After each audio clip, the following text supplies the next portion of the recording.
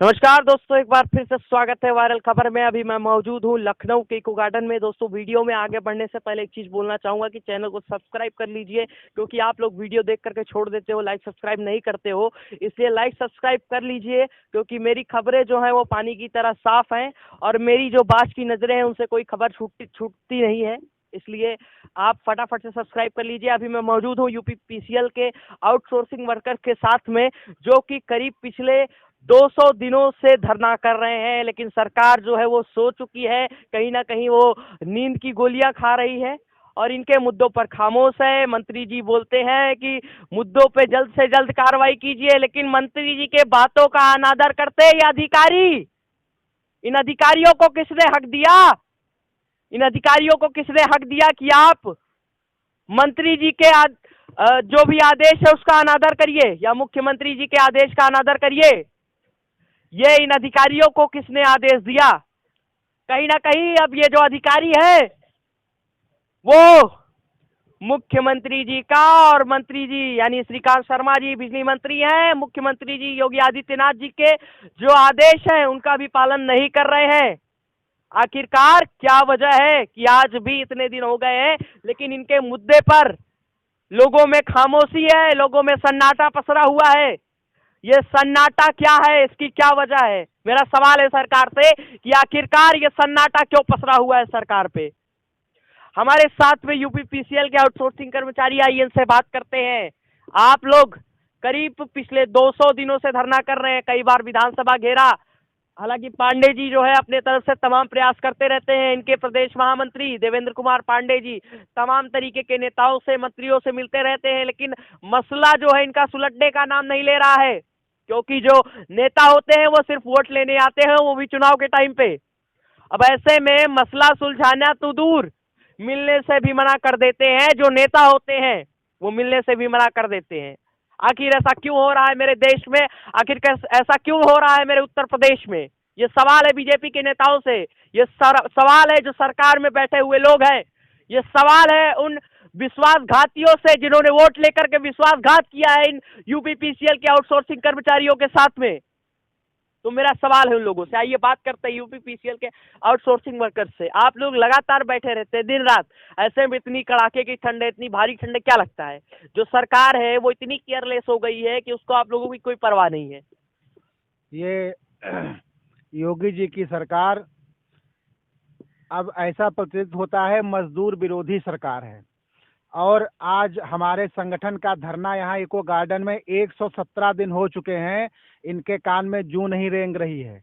अब संगठन और हम लोग सर्दी गर्मी बरसात, चूंकि बिजली पे की चलती लाइनों पे खंबे पे चढ़ के काम करने वाले लोग हैं, इसलिए जाड़े से बरसात से इससे डरने वाले नहीं हैं और इस सरकार से भी डरने वाले नहीं हैं।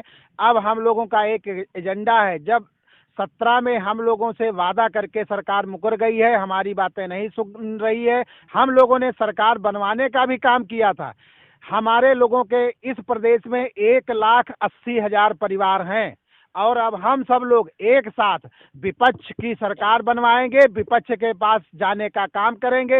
ये योगी जी की गूंगी बहरी सरकार जब मजदूरों की, हमारे जैसे मजदूरों की बात नहीं सुन रही है, इसलिए अब हम लोग विपक्ष के दरवाजे पे जा करके उनसे बात करेंगे और अपने एजेंडे को आगे बढ़ाएंगे। अच्छा, ये बताइए, आपने कहा कि ये सरकार डरा रही है, तो सरकार से बोलना चाहूंगा कि डरा डरा करके कितना डराओगे? क्योंकि 2022 में वोट मांगने इन्हीं के दरवाजे पर जाओगे, तब क्या जवाब देंगे आप लोग?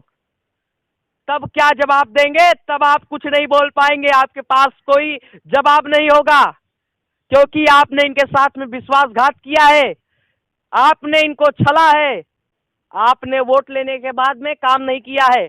हमारे साथ में बाबा जी हैं, ये पिछले 200 दिन से इस बुजुर्ग आदमी की स्थिति देखिए, करीब 60 वर्ष के हैं ये बाबा जी, इनकी स्थिति देखिए, लेकिन सरकार को जरा सी भी दया नहीं है, जरा सी भी करुणा नहीं है सरकार के भीतर में, कि जरा सी भी सहनशीलता हो सरकार के भीतर में और इनकी मांग, इनकी बातों को कम से कम सुनने के बाद में जो सरकार है वो कहती है आपकी मांगे जायज है।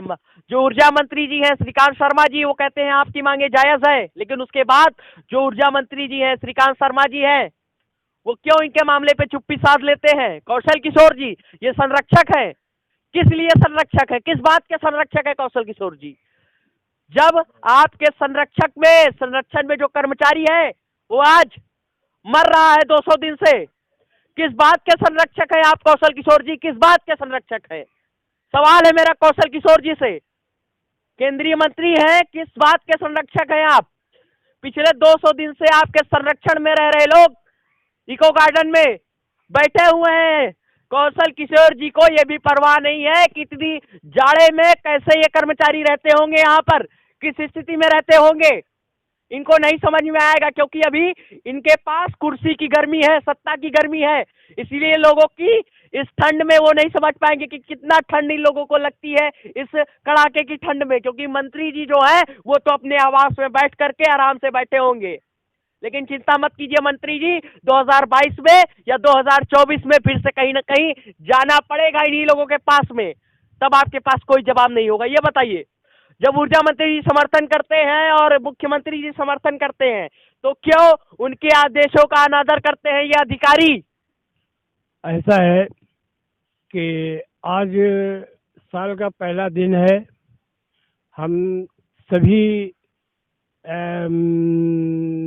भाजपा की सरकार को सभी को बधाई देते हैं इस बात की कि आज हम 117 दिन से यहाँ पर बैठे हुए हैं और इनको कोई भी जरा भी इनके सामने कोई हम लोगों का वो नहीं है, काम करने का कोई विचार नहीं है। और इस बात की बधाई देते हैं कि हमारे साथ जितना अन्याय कर रहे हैं वो अन्याय अच्छा कर रहे हैं, कोई बुरा नहीं कर रहे हैं, अच्छा कर रहे हैं। जो हमारे लोगों की समस्याओं को नहीं हल कर रहे हैं तो ये बहुत अच्छा कर रहे हैं।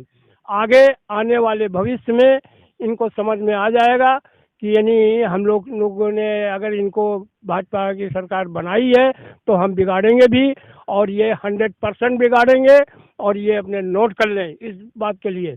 और जो विभाग में शक्ति भवन में अधिकारी बैठे हैं, ये सिर्फ अपनी कमीशन के चक्कर में ये हम लोगों का काम नहीं कर रहे हैं। कमीशन खाते हैं? जी हाँ, कमीशन खाओ, कमीशन खाओ। और इन जो आउटसोर्सिंग कर्मचारी हैं इनके जो प्लेट से रोटियां चुराओ, कमीशन खाओ, रोटियां चुराओ। कमीशन इतना खाते हैं कि आज इन्होंने इन आउटसोर्सिंग कर्मचारियों के थाली से जो निवाला है उसको भी छीन लिया इन अधिकारियों ने। ये बताइए क्या कहना चाह रहे हैं? ये जो सरकार इतना है गूंगी बहरी हो गई है, इनको कर्मचारी नहीं दिखाई पड़ रहे हैं, इनको कुछ नहीं दिखाई पड़ रहा है।